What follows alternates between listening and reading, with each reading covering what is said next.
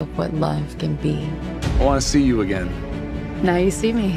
Blake Lively, a name that needs no introduction. From her rise as the ultimate it girl on Gossip Girl to her status as an A-list Hollywood star, she's long been adored for her dazzling smile, impeccable image, and seemingly perfect career. On the other side is Justin Baldoni, the handsome actor turned director, celebrated for his heartfelt projects, especially the much-anticipated film adaptation of It Ends With Us. But behind the glamorous red carpet photos and the cheerful behind-the-scenes clips, something darker was brewing. Whispers of tension on set, an atmosphere heavier than anyone dared to admit. But no one expected it to explode into a full-blown scandal. Just as the film's promotional campaign reached its peak, Blake Lively shocked the world by filing a lawsuit against her co-star and director, Justin Baldoni. She accused him and several team members of workplace harassment, describing the set as a toxic environment and claiming they deliberately spread damaging rumors to tarnish her reputation. For the public, it was a bombshell. How could the picture-perfect production, once paraded as a tight-knit family, be hiding such ugly truths?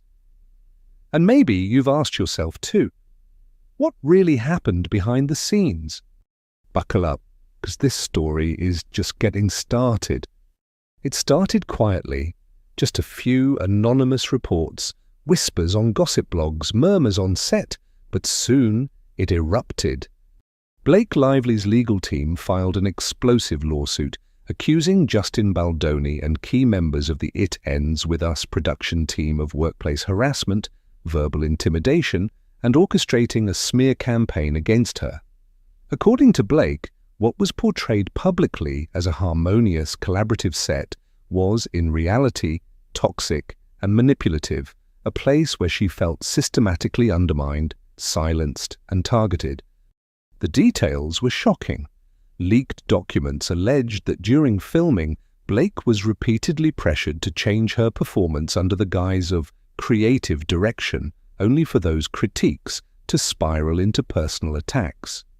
She claimed to have received demeaning notes, been excluded from key meetings, and faced a pattern of public shaming masked as team feedback. But the lawsuit didn't stop there. Blake's team pointed to a coordinated PR strategy. Negative stories about her were allegedly fed to tabloids, framing her as difficult and diva-like, just as the film approached release. The implication? This wasn't just workplace tension, it was character assassination, engineered to damage her reputation at the most vulnerable moment. Fans were stunned. How could Justin Baldoni, the man known for his public advocacy of kindness, vulnerability, and feminism, be at the center of such claims? Social media exploded. Team Blake and Team Baldoni began trending overnight, dividing the internet into fierce camps. Industry insiders weighed in too. Some quietly confirmed there had been creative clashes on set, while others expressed shock, insisting Justin had always been professional. But underneath it all, one thing became clear. The picture-perfect image was gone. And just when the dust seemed ready to settle, the story took an even wilder turn, because Justin wasn't going down without a fight. If anyone thought Justin Baldoni would stay quiet, they were wrong. Within weeks of Blake Lively's lawsuit going public, Justin launched a staggering counterattack. His legal team filed a $400 million defamation lawsuit against Blake, accusing her of orchestrating a deliberate smear campaign designed to ruin not only his reputation but also the success of It Ends With Us. The claims were aggressive. Justin alleged that Blake had been difficult from day one, refusing to cooperate, challenging his direction at every turn, and undermining the production. He claimed her legal actions were nothing more than a calculated PR stunt, a way to shield herself from bad press and deflect responsibility for tensions on set. For a moment, the media went into overdrive. Headlines screamed about the $400 million lawsuit, and fans wondered if Blake had gone too far. Justin's public statements painted himself as a victim of Hollywood power games, a man just trying to tell a meaningful story, caught in the crossfire of ego and ambition. But then the twist. In June 2025, the court dismissed Justin's defamation case, ruling that his claims lacked sufficient evidence and appeared retaliatory. Suddenly, the narrative shifted.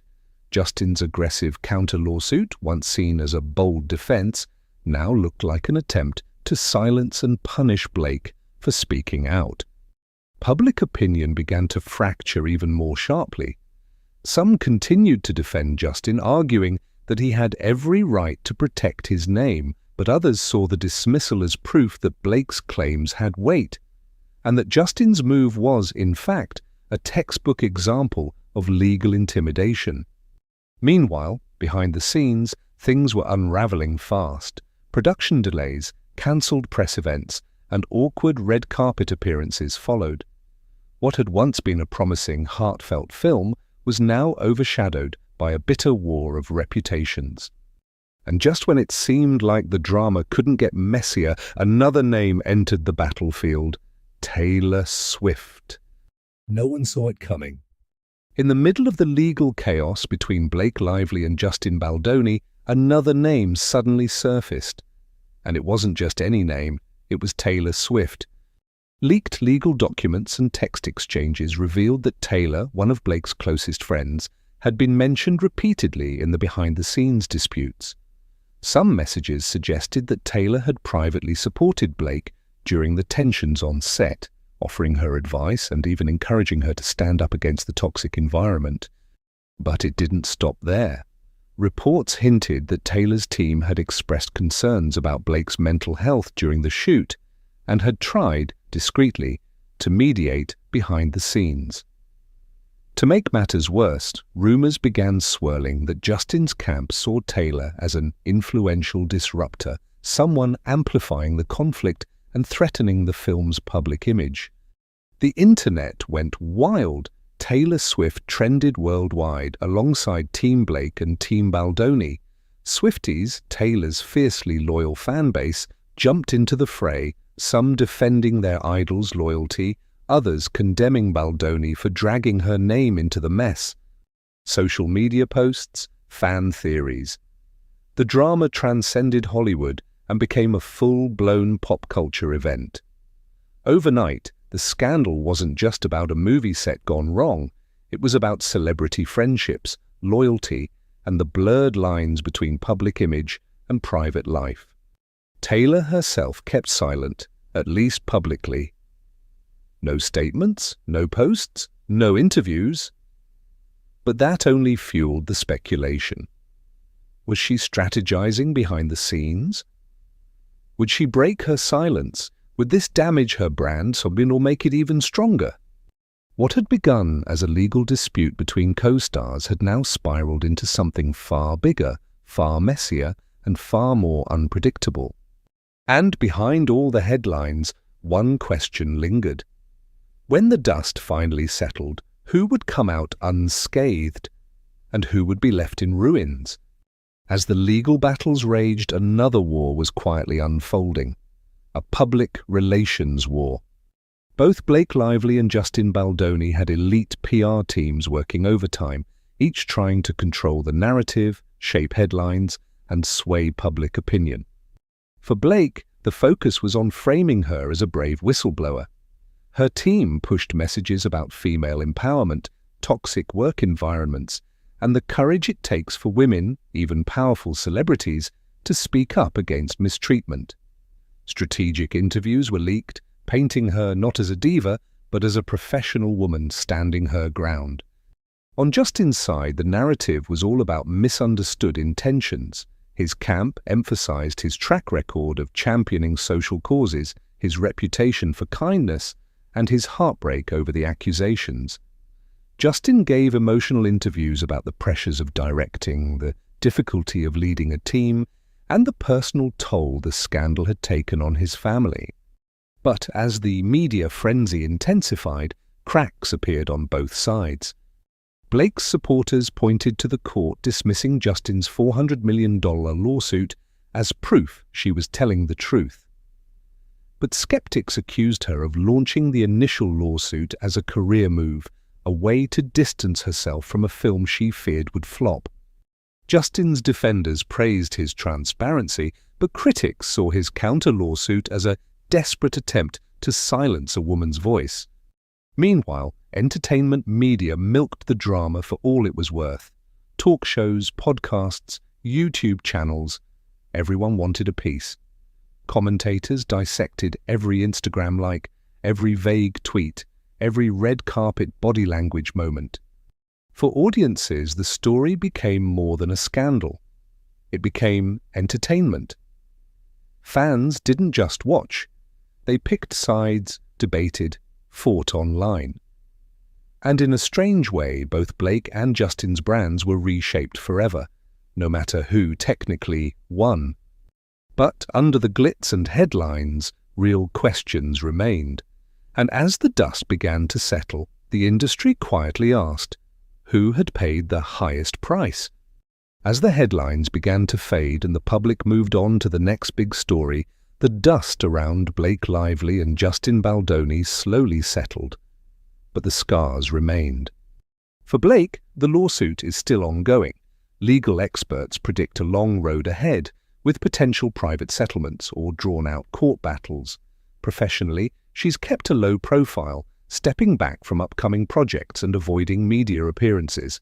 Yet in some circles, her image has evolved, no longer just the glamorous actress, but a symbol of a woman pushing back against a toxic industry.